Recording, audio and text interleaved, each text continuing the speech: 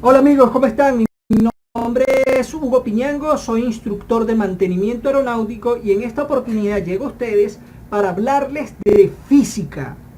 Comencemos. Tema número 1, mecánica. En su contenido programático comprenderemos los términos y conceptos generales de la mecánica clásica, como lo son la estática, la dinámica, la cinemática y la mecánica de los medios continuos. En esta oportunidad haremos énfasis en la cinemática. A una competición deportiva de atletismo, quizás una de las pruebas más emocionantes son las carreras de obstáculos, sobre todo cuando los participantes alcanzan los últimos metros del recorrido.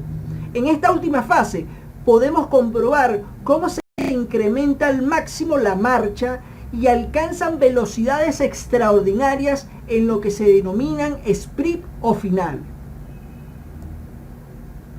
Si analizamos el comportamiento de los atletas, en general, vemos que no siempre llevan la misma velocidad, sino que estas están en función del espacio que falta para terminar la prueba. En este tema vamos a tratar de la velocidad y la aceleración de los móviles.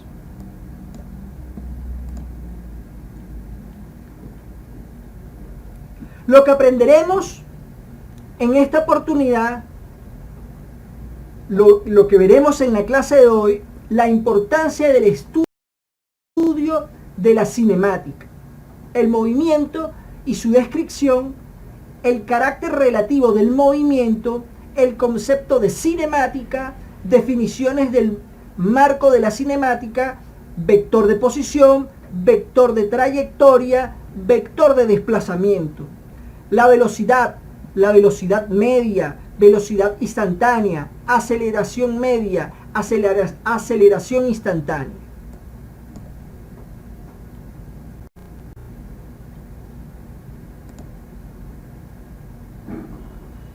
Como podemos ver en la cinemática, cuando vamos a hacer pruebas experimentales, podemos graficar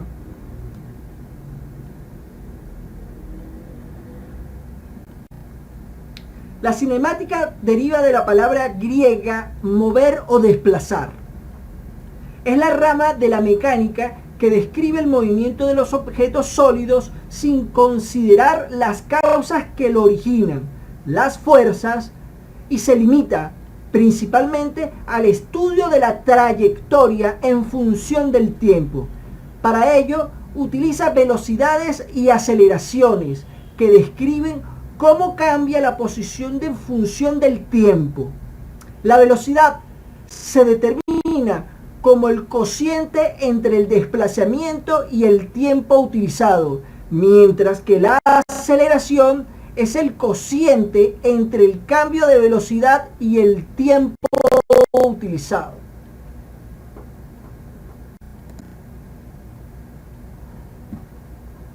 La mecánica es la parte de la física que estudia los movimientos y las fuerzas o causas que lo producen. La mecánica se divide en tres ramas: cinemática, estática y dinámica. La cinemática es la ciencia que estudia el movimiento sin atender a sus causas. Describe cómo es el movimiento. Estática. La estática estudia situaciones de equilibrio entre los cuerpos. Y la dinámica estudia las causas del movimiento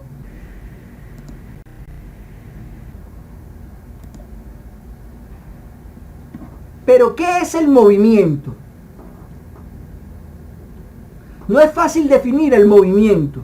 En principio notamos que nos movemos cuando nos damos cuenta de que hay un cuerpo que está en reposo. Pero ¿hay cuerpos en reposo? Sabemos que el universo todo está en movimiento. No hay, por lo tanto, un reposo absoluto. Esta es la razón de que tengamos que definir sistemas de referencias. Estos serán cuerpos que, supongamos, en reposo, respecto a los cuales vamos a describir el movimiento. Resulta que entonces todos los movimientos son relativos. El movimiento es la acción por el cual un cuerpo cambia de posición de lugar en el tiempo respecto a otro, que se considera fijo tomando referencias. Un cuerpo está en reposo cuando no varía el lugar que ocupa durante el tiempo. El cuerpo que se mueve se llama móvil y la línea que describe su desplazamiento se llama trayectoria. Movimiento es el cambio de posición de un cuerpo respecto a un sistema de referencia que consideramos fijo. La línea de puntos que describe un cuerpo cuando se mueve se llama trayectoria. Según sea la trayectoria descrita por el móvil, los movimientos se clasifican en dos grupos: movimientos rectilíneos y movimientos curvilíneos. Los movimientos rectilíneos son aquellos en los que la trayectoria se pueden representar por una sucesión de puntos en línea recta, mientras que los movimientos curvilíneos se denominan así a los movimientos cuya trayectoria es una línea curva. A su vez, se subdividen en circular, parabólico y elíptico. Circular: su trayectoria es una circunferencia. Por ejemplo, los extremos de las aspas de los molinos cuando se mueve el viento. Parabólicos: su trayectoria es una curva parabólica. Por ejemplo, el movimiento de la pelota de golf al ser golpeada por el palo de golf. Elíptico: forma una curva elíptica en su trayectoria. Por ejemplo, el descrito por el movimiento de la Tierra al girar alrededor del Sol. El lanzamiento de una pelota de básquet sería un ejemplo de movimiento parabólico. En las clases de movimientos, en el lenguaje ordinario, los términos distancia y desplazamiento se utilizan como sinónimos, aunque en realidad tienen un significado diferente. La distancia recorrida por un móvil es la longitud de su trayectoria.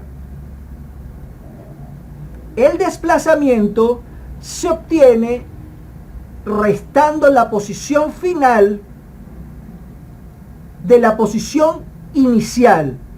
Para esto tenemos una fórmula que es: distancia es igual a x final menos x inicial. Ya, hola, buenas. Vamos a explicar entonces la idea de la relatividad del movimiento en términos sencillos. Vamos a ver el siguiente ejemplo. Tenemos un tren que va llegando a una estación, ya lo voy a mover, y en la estación, en el andén, tenemos a esta persona A que está esperando para abordar. En el momento que el tren ingresa a la estación, al interior del tren nos vamos a fijar en estas dos personas: en la persona B que está sentada y en la persona C que está de pie junto a la persona B. Ambas personas están quietas al interior del tren. La definición de movimiento establece que el movimiento corresponderá al cambio de posición de un cuerpo fenómeno respecto de un sistema de referencia determinado. Si el tren comienza a moverse al interior del andén, la persona A va a percibir que la persona B está cambiando de posición, es decir, se está acercando a ella. Nuevamente, para la persona A, entonces, en la medida que el tren ingresa a la estación, la persona B cambia de posición, por ende está en movimiento.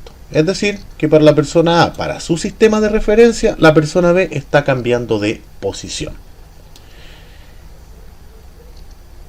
El movimiento, dijimos que dependía del sistema de referencia y de cómo estos sistemas de referencia perciben los cambios de posición. Vámonos al interior del tren. Perdón. Una vez al interior del tren, nosotros podemos apreciar que la persona B sigue sentada, la persona C parada al lado de ella. En la medida que el tren se va moviendo, podemos ver que la persona B y la persona C se mueven junto con el tren. De esa manera, para el sistema de referencia de la persona C, la persona B no está cambiando de posición, por ende no se está moviendo. Aquí entramos en un tema que es difícil de entender, pero no tanto. Tenemos casos en que un mismo movimiento para un sistema de referencia puede ser percibido como movimiento y para otro sistema de referencia no. Entonces, en este caso, mientras el tren ingresa a la estación, la persona A percibe movimiento porque percibe cambio de posición y la persona C no percibe movimiento de la persona B porque no percibe cambio de posición respecto de ella. ¿Por qué pasa esto? Simple, porque la persona C, su sistema de referencia se está moviendo al mismo tiempo que la persona B. Es decir, como los dos van sobre el vagón del tren, la persona C y la persona B no cambian de posición entre ellas. Es decir, para su sistema de referencia no existe movimiento. Aquí entonces saltamos a una idea básica del movimiento. El movimiento no es absoluto. ¿Qué quiere decir eso? Que no existe un sistema de referencia que sea absoluto por sobre otro. El movimiento y su percepción lo vamos a establecer siempre dependiendo de los sistemas de referencia que escogemos para medir los cambios de posición.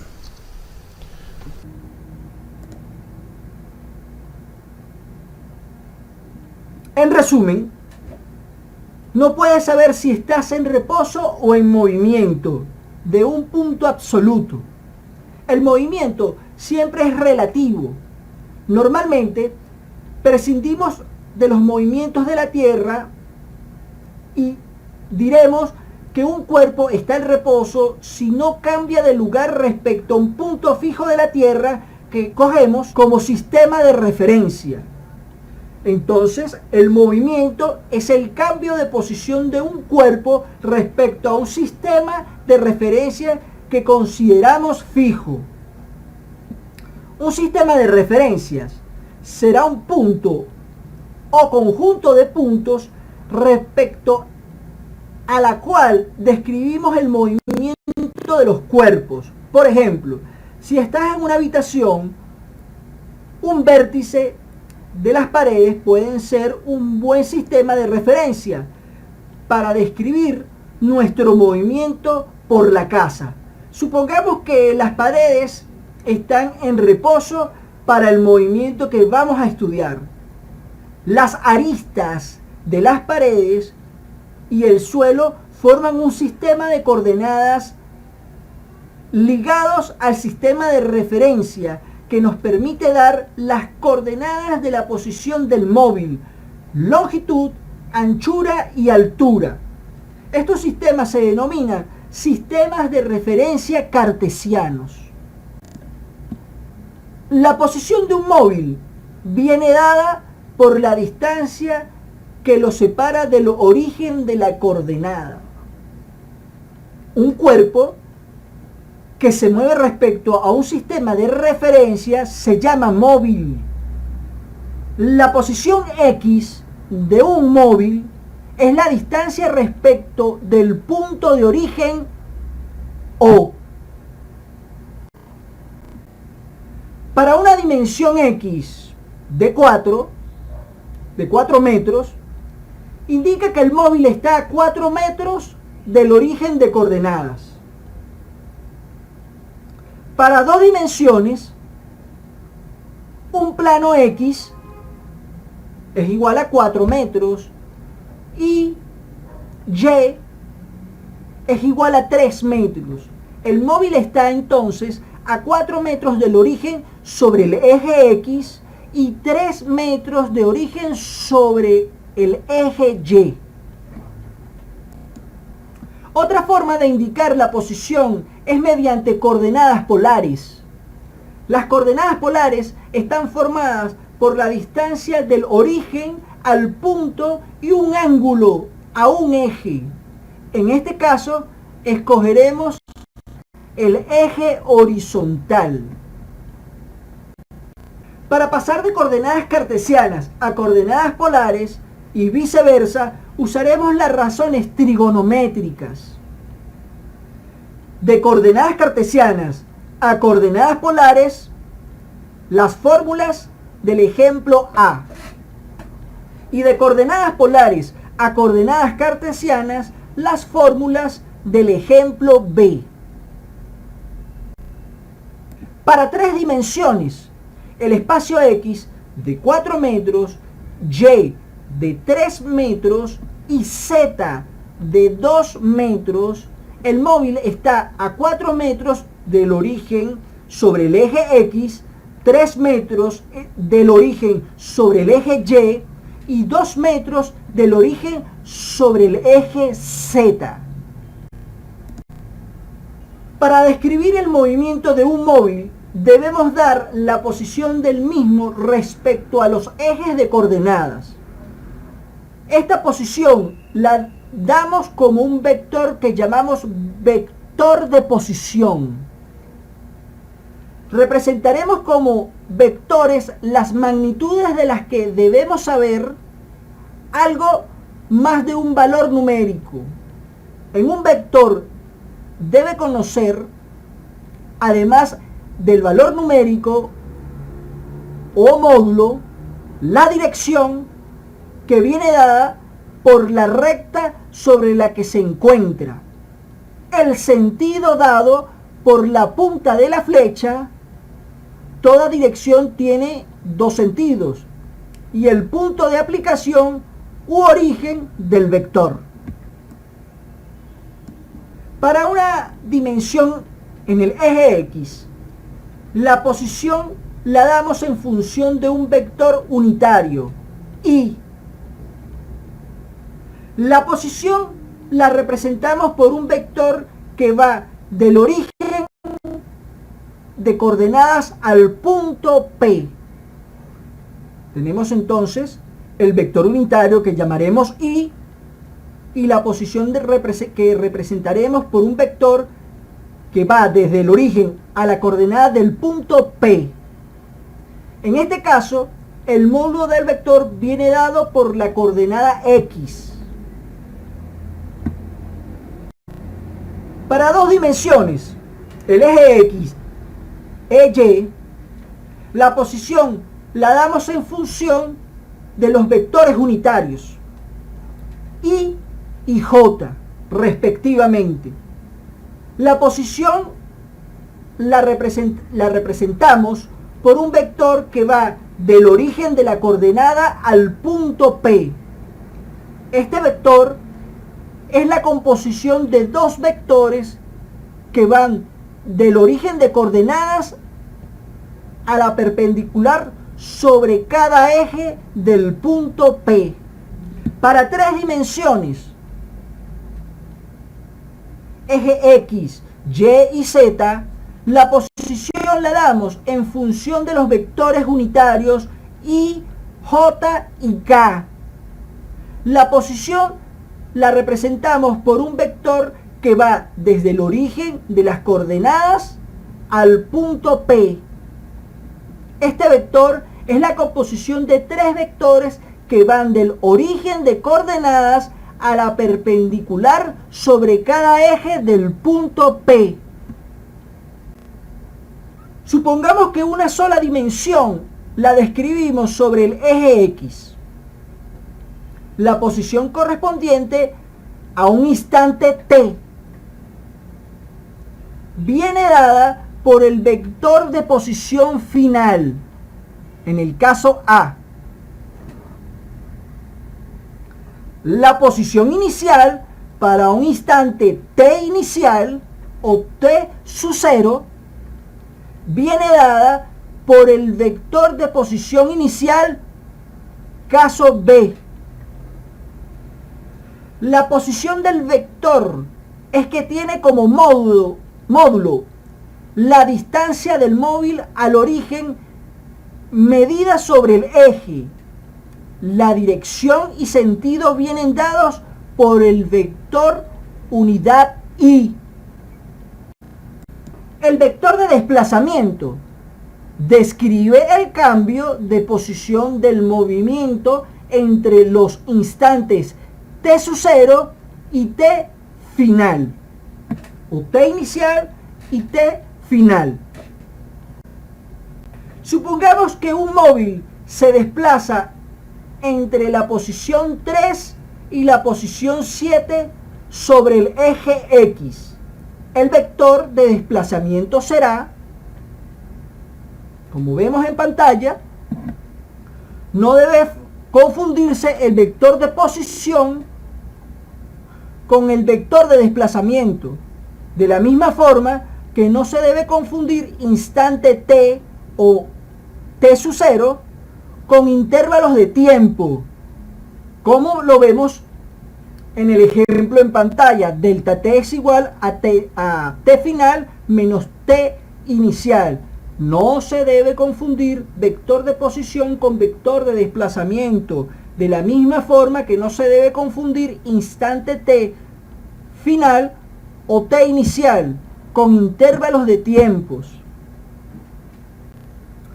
Para dos dimensiones, eje X y Y, el vector de posición inicial para t sub 0 será el ejemplo A. El vector de posición final para t f o t es simplemente t será el ejemplo B.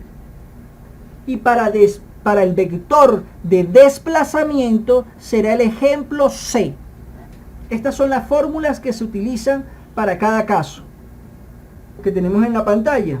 Ahí que tenemos que delta R es igual a R menos R sub 0. Eso quiere decir que hay una recta final menos una recta inicial, la cual vamos a desplazamiento de las unidades, donde decimos que X es número 5 por Y más 2, que está en el eje de la Y, por J, menos 1 por Y más 4 por J, que son respectivamente datos del eje X y el eje Y, unas sumas y restas, y nos dan el resultado final de la trayectoria de ese móvil, que es el vector de desplazamiento. La trayectoria es la línea que une los puntos o posiciones por lo que pasa el móvil.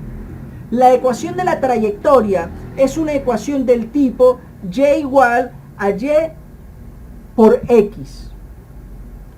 Esta ecuación nos da las coordenadas y conociendo cada una de las coordenadas x por las que pasa el móvil. Si tenemos el vector en función del tiempo, que se conoce como ecuación del movimiento, podemos calcular la ecuación de la trayectoria. Supongamos el siguiente vector de posición.